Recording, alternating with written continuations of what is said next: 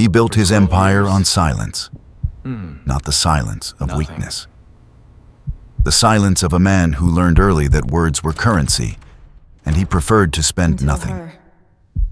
But the moment Jun Beom Chai looked up from his desk and saw Jacqueline M. Bailey standing in the doorway of his office, something behind his eyes shifted in a way that 12 years of discipline had never once permitted. She was supposed to be temporary, a formality, a government auditor assigned to his front businesses, someone to be managed, delayed, and eventually redirected back to wherever she came from. She was not supposed to matter. But she did. She walked in like she had already decided what she thought of the room, and the room was not going to change her mind. And something in Yunbeom, something that had been sealed so long he had stopped checking whether it was still there, cracked open quietly, like ice in late spring, without drama, without permission, without any concern at all for what that was going to cost him. Because men like Jun Beom Che do not feel things halfway. When the numbness finally broke, after 12 years of nothing, it did not ease in gently. It arrived like a verdict. And anyone who thought they could use her to reach him was about to learn exactly what kind of man he became when something finally mattered. The flight from Lagos to Incheon was 16 hours of recycled air and turbulence that came and went like a bad argument. Jacqueline spent most of it with her laptop open and her headphones in, working through the preliminary financials on the Che Group audit file with the same unhurried precision she brought to everything. She slept 3 hours somewhere over the Gulf and woke up with the eastern sky going pale outside the window, eating a bread roll that tasted like polite effort, and rechecking the names and numbers she had already memorized twice. The assignment had arrived on a Thursday. Official letterhead, 2 senior signatures, the kind of language that was formal enough to mean this is not optional without being impolite enough to say so directly. Independent forensic audit, Che Group Holdings, and 3 affiliated subsidiaries. Seoul-based. Immediate deployment. Her supervisor had delivered it personally. He had also used the word careful 3 times in the same conversation, which was 2 more than usual. Jacqueline had said yes before he finished explaining. She was 28 years old, meticulous in a way that occasionally made her colleagues uneasy, and constitutionally incapable of turning down a problem that didn't have a clean answer yet. The Che Group did not have clean answers. That was, in fact, the entire reason she was going. Seoul received her with a sky the color of unpolished steel and streets that moved with a specific kind of focus she recognized on instinct. The energy of a city that did not slow down to introduce itself. She adjusted her bag strap, looked out through the arrivals hall glass at the gray morning pressing against the windows, and felt the particular quiet of someone who has just stepped all the way outside their known world and decided it was fine.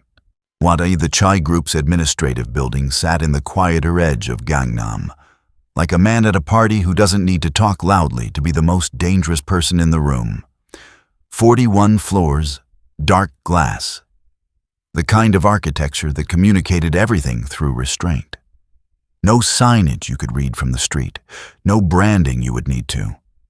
If you were standing in front of it, you already knew what it was.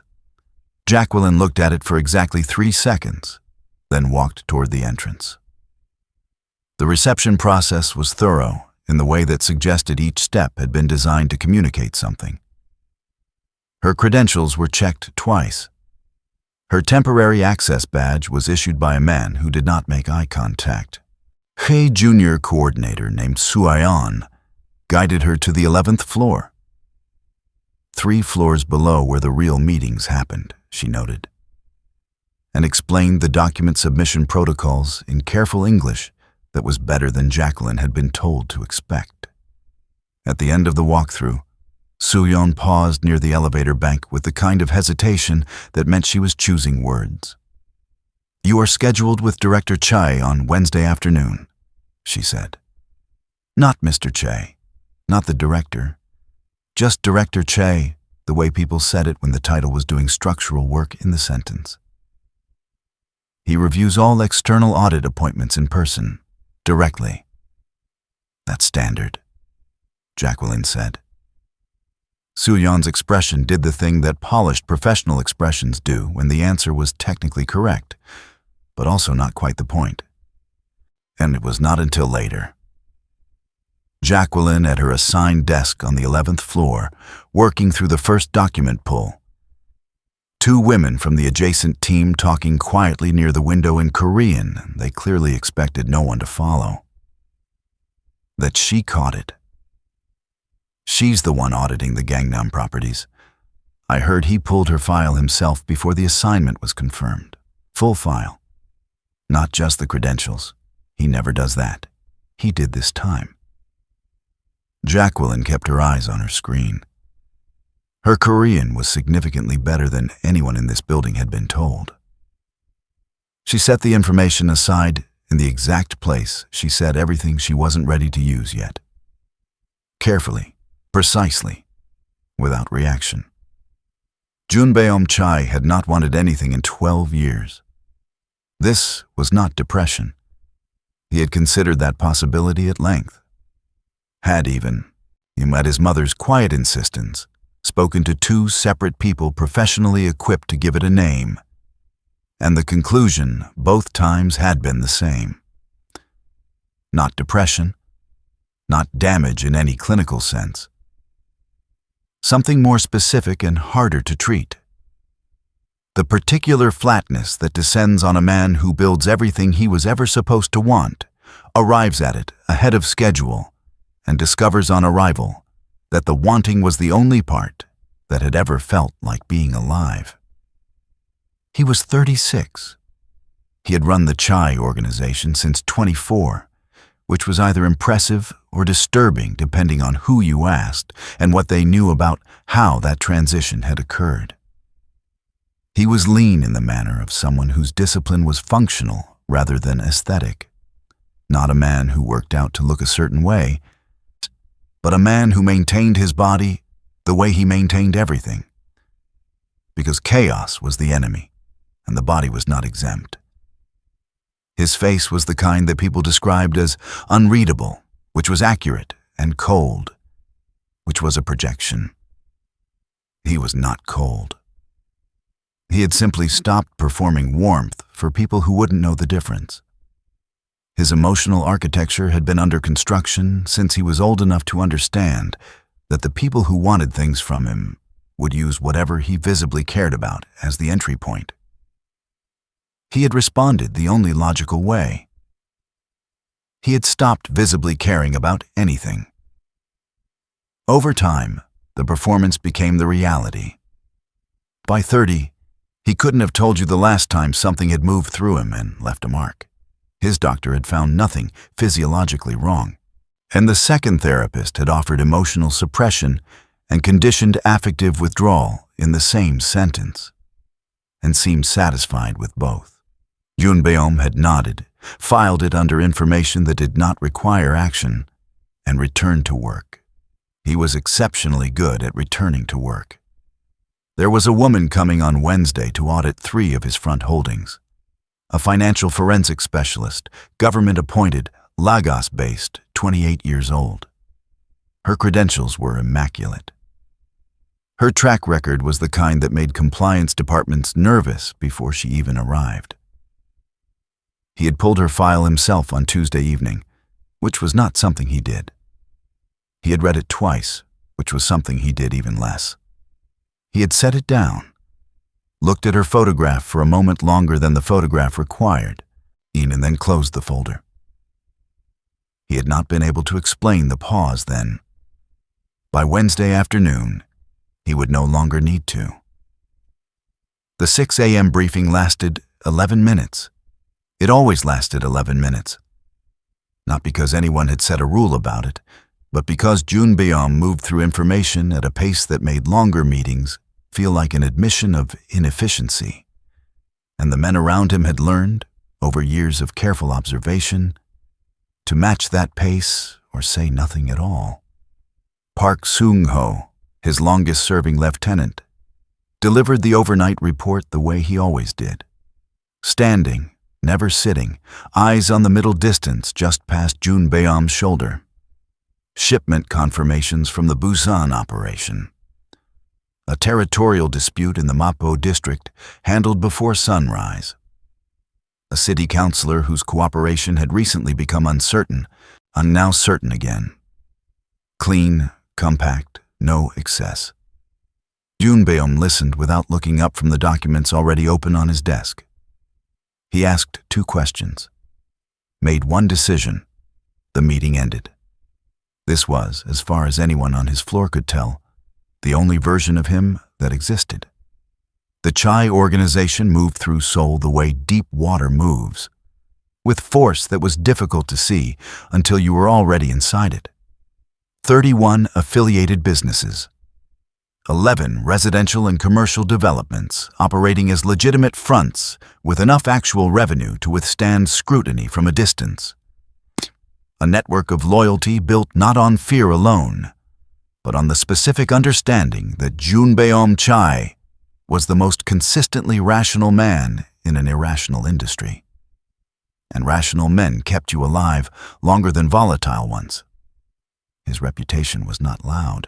The men who were loud about their power were men who still needed to convince people of it. Jun Beom had stopped needing to convince anyone of anything around the time he turned 26. And by 30, the silence around him had become its own kind of language. One that every person in his world had learned to read without being taught. His days had a shape so fixed it had calcified into architecture. The morning briefing, the document review, afternoon calls with the lawyers and the accountants and occasionally the people who were neither. Dinner alone. 6 hours of sleep, not 7. Repeat. It had kept him alive. It had kept the organization intact. It had kept everything exactly as it needed to be. What it had not kept, what 12 years of perfect routine had quietly and completely failed to preserve, was any recognizable trace of the person who had built it. She arrived 7 minutes early, which was not punctuality for its own sake, but because she preferred to have already read the room before anyone else decided what she should think of it. The 11th floor had the particular atmosphere of a place where people worked hard at looking unbothered, and Jacqueline moved through it without adjusting her pace or her expression. The way she moved through most things, not performing ease, simply possessing it. She had her laptop bag over one shoulder and a physical folder under her arm that contained printed copies of everything already saved in 3 separate locations. Because redundancy was not paranoia. It was professionalism. Manan and she had learned early that the difference between the two was whether you were right. Suyan met her at the elevator and guided her up 4 floors without small talk, which Jacqueline appreciated. The office she was shown into was not what she had expected, though she would not have been able to articulate what she had expected instead. It was spare in a way that felt intentional rather than minimal. A desk that held only what it needed to. A window that ran the full length of the far wall. A city pressing itself against the glass in every direction. No photographs. No decoration that announced personality. The kind of room that told you nothing about the person who occupied it, which was itself a kind of information. Jun Beom was already seated. He did not stand when she entered. She did not wait to see if he would. As she crossed the room, set her bag down, pulled out the chair across from his desk, and sat. She opened her laptop, placed her folder to the left of it at a slight angle, and looked up. He was watching her. Not in the way men sometimes watched her, assessing, calculating, looking for the angle, but with the focused, slightly arrested attention of someone who had just encountered something they had not accounted for and were not yet sure what to do with that. His cigarette had stopped halfway to his mouth. He was not aware of it. Jacqueline met his eyes without particular ceremony. "Jacqueline Bailey," she said. "I've been assigned the Gangnam Holdings audit. I'll need full access to the Q3 and Q4 subsidiary records by end of week." A beat. "I'd like to start today." The records she requested did not arrive by end of week. They did not arrive the following Monday either. What arrived instead was a message from Unyielding's legal team. Polite, technically reasonable, citing an internal compliance review that required sign-off before external access could be granted. Standard language. The kind of language designed to sound like process while functioning as a wall. Jacqueline read it once, noted the date, and sent a response within the hour that was equally polite, equally technical, and included the precise statutory provision under which the audit superseded any internal review timeline. She attached the original government authorization for clarity. She did not follow up. She did not need to. The records arrived Thursday morning. 3 sets of files were missing. She flagged it the same day, not with frustration, not with accusation, but in the flat, in the specific language of someone documenting a fact for a record that would eventually matter. She named the files. She cited the access agreement. She requested them by Friday at noon and noted that any further delay would require escalation to the Oversight Committee, which was simply what the protocol stated and not, she wanted to be clear, a threat. Friday at 11:50, the files appeared in her shared drive. She was on the 35th floor when she passed Unyielding in the corridor outside the executive conference room. An encounter that was brief and technically accidental, though she had begun to develop a private theory about how accidental things tended to be in this building. He had 2 men flanking him and a phone in his hand, and the expression of someone who had already decided what the next 4 hours looked like. He glanced at her. She looked back at him with the same expression she brought to spreadsheets that weren't adding up. Not hostile, not warm, simply attentive in a way that suggested she was collecting data and reserving judgment. "Mr. Che," she said, a single clean acknowledgement, and kept walking. He stopped. Not visibly, not in any way the 2 men beside him would have registered as anything other than a half-second pause. But something in him stilled in a way that had nothing to do with the corridor or the phone or the next 4 hours. He watched her turn the corner. He stood there for a moment longer than he had any practical reason to. The additional meeting request came through on a Tuesday, routed formally through his legal team the way everything was routed. Clean, official, deniable as anything other than due diligence. A clarification was needed on the Q3 property valuations for the Mafia subsidiary. Certain figures required context that the documents alone could not provide. Would Ms. Bailey be available for a 30-minute session on Thursday at 2? Jacqueline confirmed.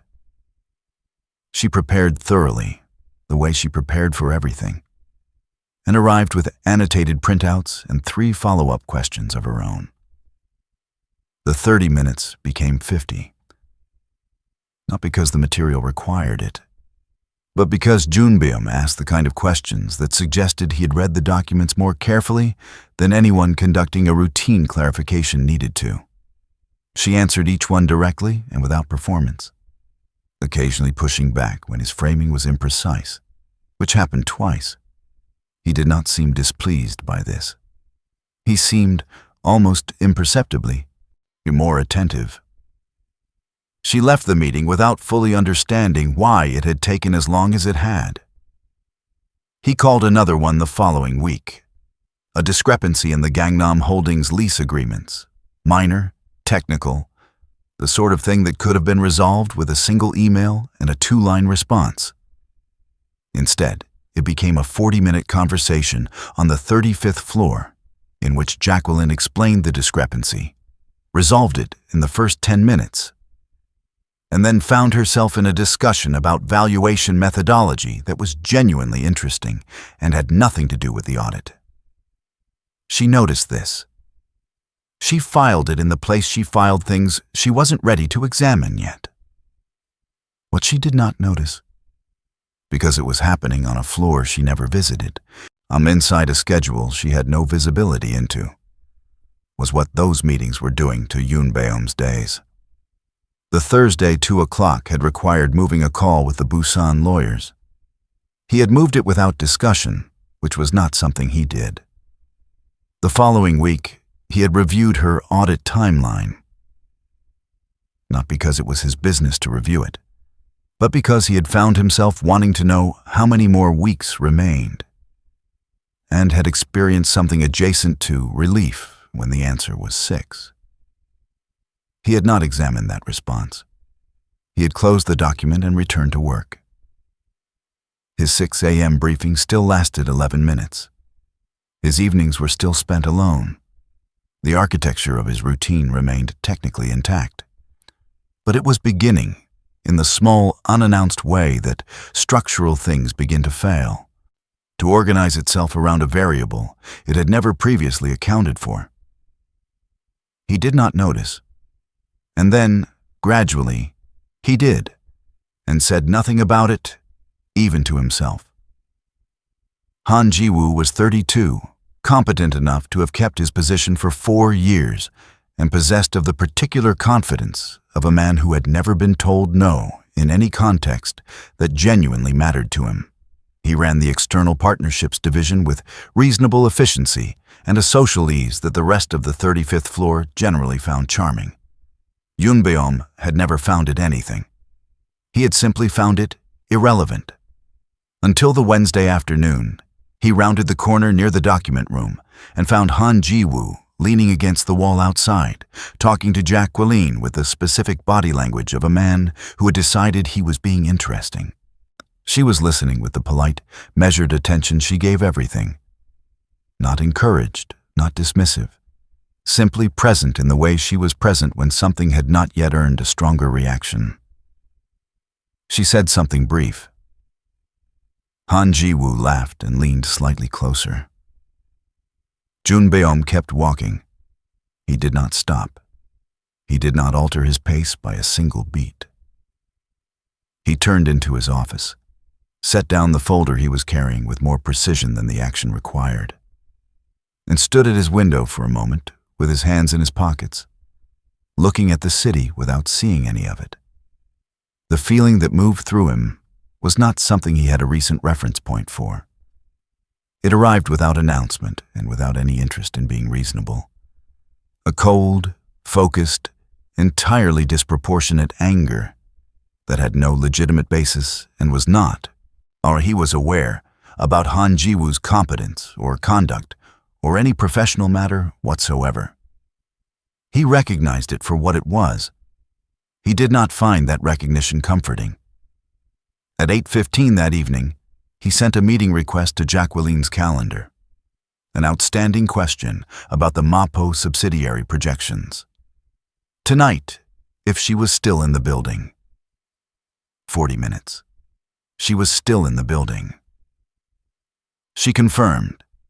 She arrived at 8:30 with her laptop and the MAPO files already open, and her expression carrying the exact, neutral professionalism it always carried, which somehow made it worse. He walked her through a set of questions that were technically valid and entirely unnecessary, and she answered each one without impatience, her eyes on the documents, her pen moving in the margins in the small, precise way it always moved. And when they were done, she closed her laptop and looked up, and for just a moment, brief, contained almost nothing, her eyes held a quality that was not quite amusement and not quite assessment, but somewhere between the two. She said goodnight. She left. Yoon Beom sat alone in his office for a long time after that. Not working, not moving, simply existing in the unfamiliar weight of having been quietly, accurately seen. It happened on a Friday evening when the floor had emptied out and the city outside had shifted into its nighttime register. Lights sharpening, traffic thinning. The particular quiet of a building that had stopped pretending to be anything other than what it was after hours. Jacqueline had stayed late to finish cross-referencing the Gangnam Holdings depreciation records, which contained an inconsistency she did not yet have a clean explanation for, and was not willing to leave unresolved over a weekend. She had not told anyone she was staying. She had simply stayed. She was on her way to the elevator when she passed Yoon Beom's office and found the door open and the lights still on, which was not unusual. What was unusual was that he was not working.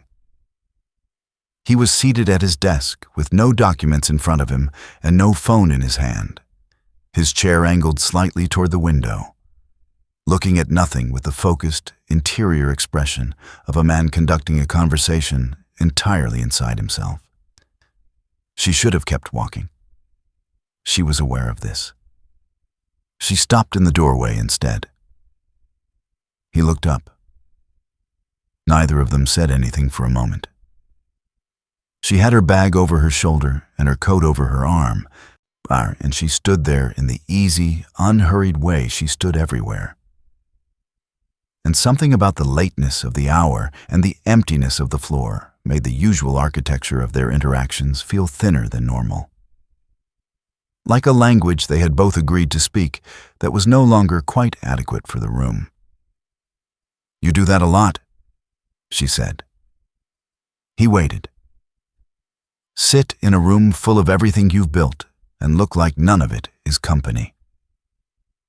Her voice was the same as it always was, measured without performance, the tone of someone reporting an observation rather than making an argument. "I don't think most people notice. I think you've arranged things so most people don't get close enough to notice." The silence that followed was the specific kind that arrives when something accurate has been said out loud for the first time. Yoon Beom did not move. Not a shift in his posture, not a change in his expression, nothing that would have registered to anyone measuring his external responses. But something beneath all of that went completely, profoundly still. The way deep water goes still. Not from the absence of movement, but from the sudden presence of too much weight pressing down from above. Nobody had said anything like that to him. Not in 12 years. Not ever, if he was being precise about it. People observed his power, his discipline, his controlled silences. They did not observe through them. He looked at her standing in the doorway, with her coat over her arm, and he felt simultaneously that he should terminate the audit on Monday morning, and that he would do almost anything to ensure she was still in this building next week. He said nothing. She nodded once, quietly, as though he had answered anyway. "Good night, Mr. Che." She left. Her footsteps faded down the corridor. The elevator opened and closed. He stayed at his desk for a long time in a silence that no longer felt like discipline. There was a man named Kwon Dae-sik who had been watching Yoon Beom Chai for 7 years with the patient. Systematic attention of someone who understood that the most dangerous opponents were not defeated through force, but through the identification of a single, precise point of entry. He ran 3 competing operations out of the Yeongdeungpo district. Legitimate on the surface, structured identically to Yoon Beom's own front businesses, which was not coincidence, but curriculum. He had studied how Yoon Beom built things and built accordingly. And he had been waiting, with genuine professionalism, and for the moment, something in Yoon Beom's architecture showed a seam. He heard about the auditor from 2 separate sources within the same week. The first was a mid-level man inside the Chai organization, not disloyal exactly, but the kind of person whose loyalty had a price point that Quan had quietly identified 2 years prior, and simply not yet needed to reach. The man mentioned, in the context of a routine information exchange, that Director Chai had rescheduled a Busan call without explanation, had been seen twice in the document room on a floor he had no administrative reason to visit, and had requested 3 additional meetings with the government auditor currently stationed on the 11th floor. None of this was individually remarkable. Together, Von Necken was the first pattern Quan had ever been able to identify in a man who had spent 12 years producing none. The second source was less direct. A conversation relayed through 2 intermediaries, originating from someone in the Chai building's administrative pool who had noticed that the access logs for the 35th floor showed an unusual frequency of late evening entries tied to a single temporary badge.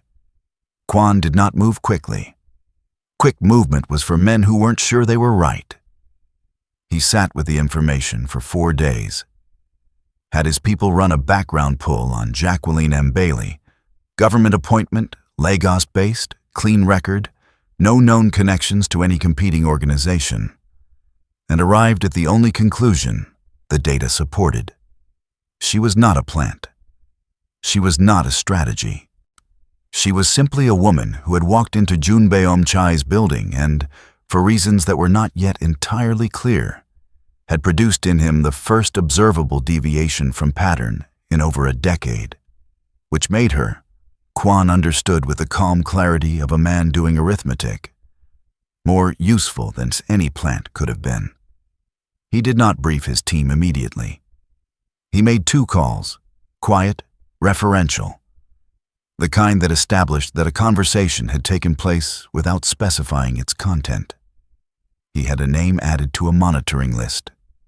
He identified 2 people within the government oversight office who owed him consideration, and noted that their consideration might soon be required. Then he waited. He was very good at waiting. He had been waiting for 7 years. For the first time, he felt certain that the wait was nearly over. The document arrived on a Monday through the Financial Supervisory Services Internal Complaints Portal, which was the correct channel for reporting audit irregularities, and therefore the correct channel for making one appear to exist. It was thorough. Whoever had constructed it understood that the difference between fabricated evidence and real evidence was not content but texture. The small, unglamorous details that made a document feel lived in rather than assembled. There were transaction records spanning 8 months, a Lagos-registered account number that would take weeks to trace to its actual origin, 3 internal memos written in the specific bureaucratic register of someone who had read enough real memos to replicate the cadence, and a timeline that placed Jacqueline's audit appointments in deliberate proximity to a series of transfers routed through 2 of the Chai Group's subsidiary accounts. The implication was not stated. It did not need to be. The document was designed to be read by people trained to see patterns, and the pattern it presented was clear. The auditor assigned to investigate the Chai Group had instead been facilitating it. The Oversight Committee notified Jacqueline at 9:15 on Monday morning. Formal language, measured tone, the kind of communication that was careful to use words like inquiry and procedural review while meaning something considerably more serious. Her access credentials were suspended pending investigation. She was asked to make herself available for a preliminary interview on Wednesday. She read the notification twice, closed her laptop, and sat very still for a moment in the way she sat when she was thinking rather than feeling. Then she opened her laptop again and began, methodically, to write down everything she knew. Junbeom received a copy of the complaint file at 10:40, forwarded by his legal team with a single line of context. He read it at his desk without moving, without reaching for his cigarette, without any of the small physical habits that typically accompanied his engagement with difficult documents. He read it once at normal pace. Then he went back to the beginning and read it again slowly, the way he read things when he was not looking for information, but for the person behind the information. By the second page, he knew it was constructed. He knew it was not because the documents were technically imperfect. They were not. But because he had spent 12 years learning exactly how his own subsidiaries moved money. And the timeline presented in the file was architecturally impossible in 3 specific places that only someone with genuine operational knowledge would recognize. Someone had done their research carefully, and not quite carefully enough. He closed the file. What settled into him then was not anger in any form he had felt before. Not the irrational heat of the corridor outside the document room. Not the restless discomfort of the evenings. This was something older and colder and entirely without ambiguity. It moved through him the way decisions moved through him when they were already made, quietly, completely, with no remainder. He picked up his phone and called Park Sung-ho. "I'd clear my afternoon," he said. All of it. By noon, 4 calls had been made. By 2 o'clock, 2 of them had produced results. The first was to a senior compliance officer at the Financial Supervisory Service, a man who had needed something from Junbeom 3 years ago and received it without being asked for anything in return, which was how Junbeom preferred to build debt. The kind that accumulated interest. The man listened for 90 seconds, asked no questions, and said he would need until morning. Junbeom told him he had until 6. He had until 6. The second call was to a forensic accountant who had worked exclusively for the Chai organization for 8 years and understood, without being told, that the speed at which she worked today was not a preference, but a condition. She identified the first fabricated transaction record within 40 minutes, the second within an hour. By 3:30, she had documented 5 structural impossibilities in the timeline and traced the Lagos account number to a shell entity registered 11 months ago, recent enough to have been created specifically for this purpose, which was its own kind of signature. Junbeom took the report, had it formally certified by 2 independent legal witnesses, and hand-delivered a copy to the Oversight Committee's senior director by 4:15. He did not send a representative. He went himself. This was noted. In 12 years of operating in Seoul, Junbeom Chai had never appeared in person at a government office for any matter that could be delegated. The senior director, a careful woman in her late 50s who had spent her career learning to read the temperature of rooms before she entered them, understood immediately that the man sitting across from her desk was not there to negotiate or to manage or to perform cooperation. He was there to end something, and he had brought everything required to do it. He laid out the forensic report. He named the shell entity. He provided, without being asked, the documented timeline of the complaint submission, cross-referenced against known communication patterns from Kwon Dasik's organization. Information he should not technically have possessed, and which neither of them addressed directly. He requested that Jacqueline Bailey's credentials be reinstated and her record formally cleared before the close of business. Then he said one more thing, quietly, and in the tone he used when he was not making a threat, but stating a fact about the nature of reality.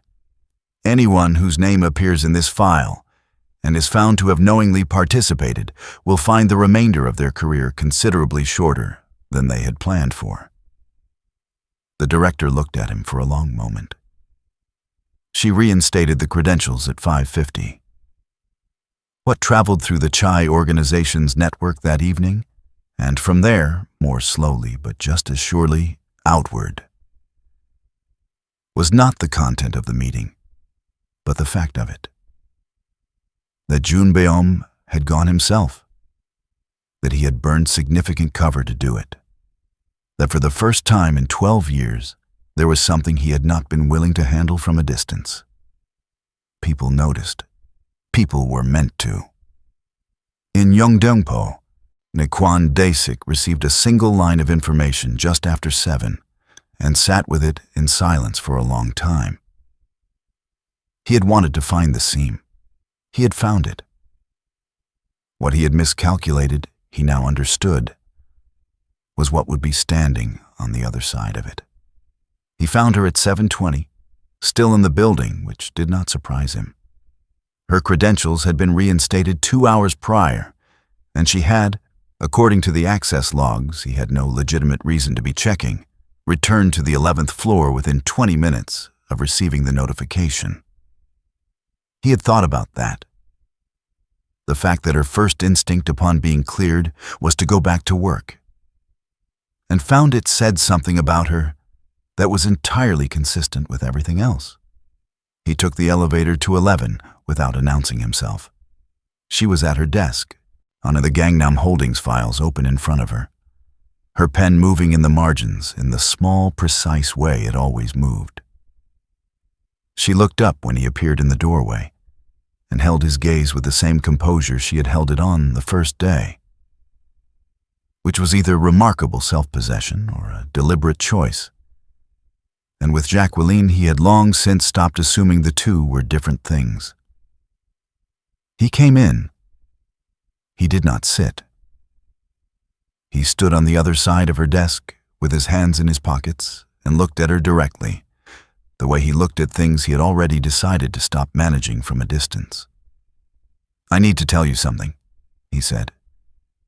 "Not as the person whose building you're auditing." She set her pen down.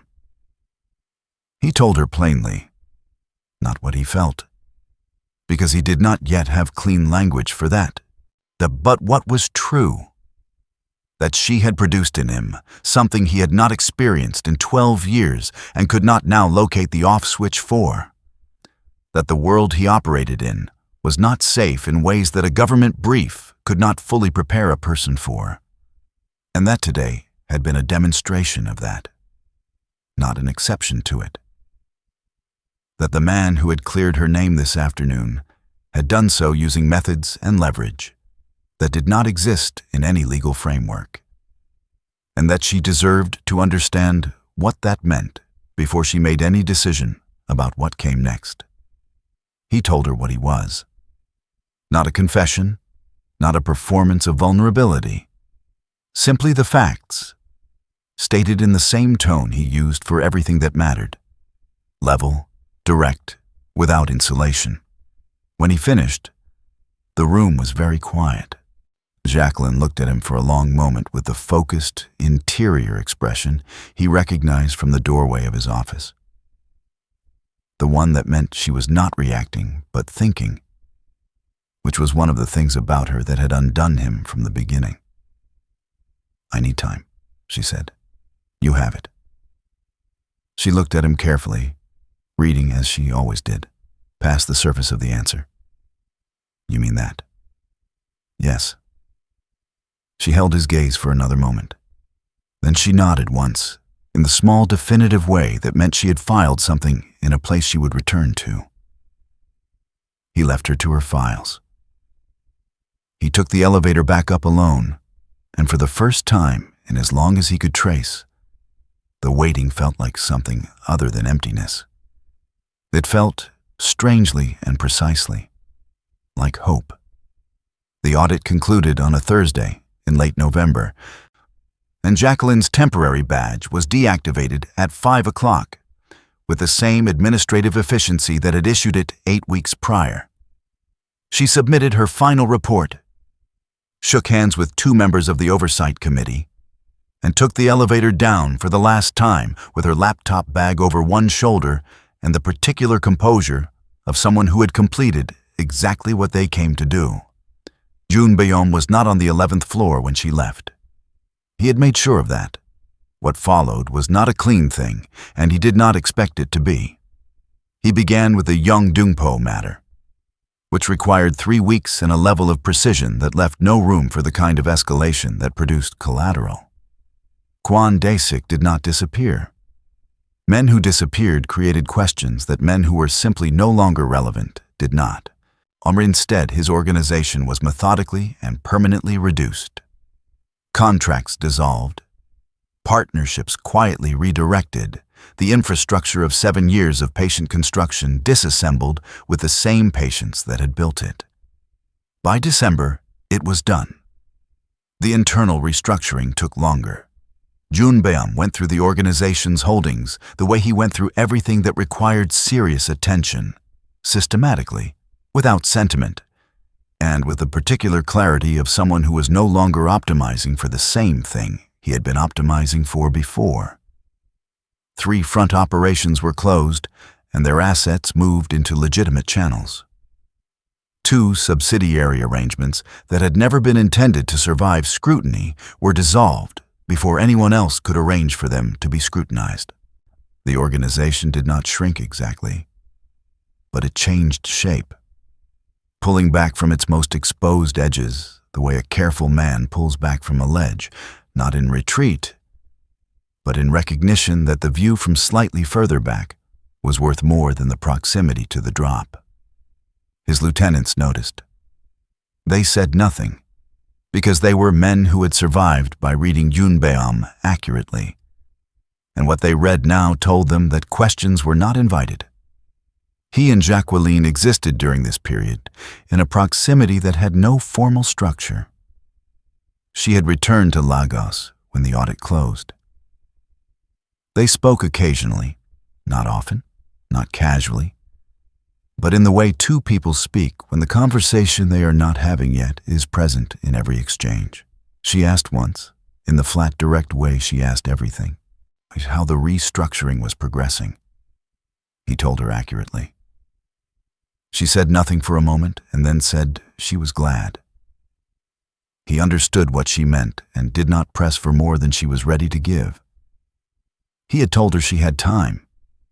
He had meant it in the moment and discovered, over the weeks that followed, that he continued to mean it, which was its own kind of revelation for a man who had spent 12 years treating patients as a professional tool rather than something he was capable of feeling in his chest.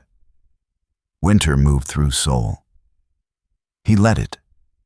He was, for the first time in a very long time, waiting for something specific. It changed the quality of the silence entirely. He flew to Lagos on a Saturday in February with no security, no advance coordination, and no professional reason that could be documented anywhere. He told Park Sung-ho he would be unreachable until Monday.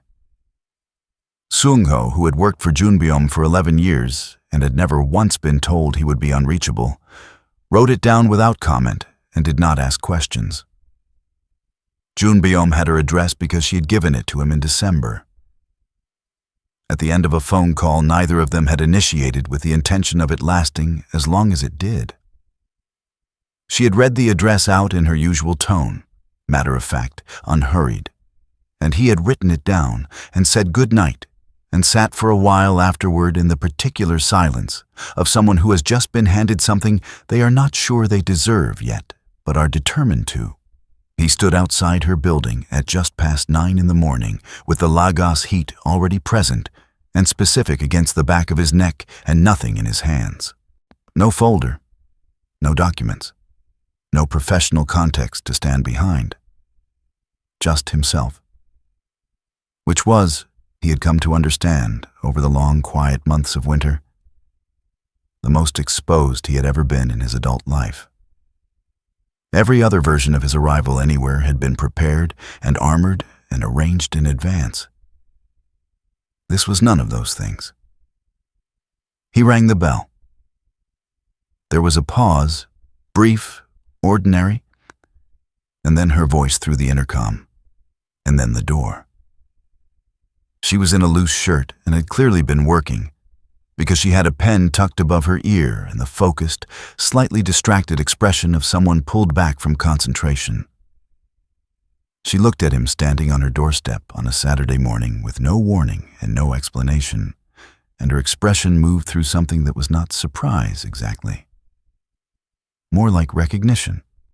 The way you recognize the arrival of something you have been expecting without knowing when it would come. She opened the door wider. He stepped inside. The apartment was exactly what he would have predicted, and nothing he could have imagined. Organized without being spare. Warm without being cluttered. The home of someone who paid attention to the things they surrounded themselves with and had chosen each of them deliberately. There were books with cracked spines, and a window that let in the full white weight of the morning, and a small table with 2 chairs and a coffee press that was still warm. She poured 2 cups without asking. He sat down. They did not talk about the organization, or the audit, or the months between November and now. They talked about small things. The book she was reading, the flight, the particular quality of the light in Lagos in February that he had not expected. The conversation moved the way unhurried things move, without agenda, without the careful architecture of 2 people managing what they revealed. At some point she had taken the pen from above her ear and set it on the table. And he was watching her talk and thinking that this specific, ordinary, quietly irreplaceable moment was what 12 years of building an empire had cost him, and what one Saturday morning in February had given back. She looked at him across the table with the clear, direct attention she gave everything. He looked back. Outside, the city moved through its morning. Inside, for the first time, longer than he could honestly account for, Junbeom Chai was exactly where he was supposed to be.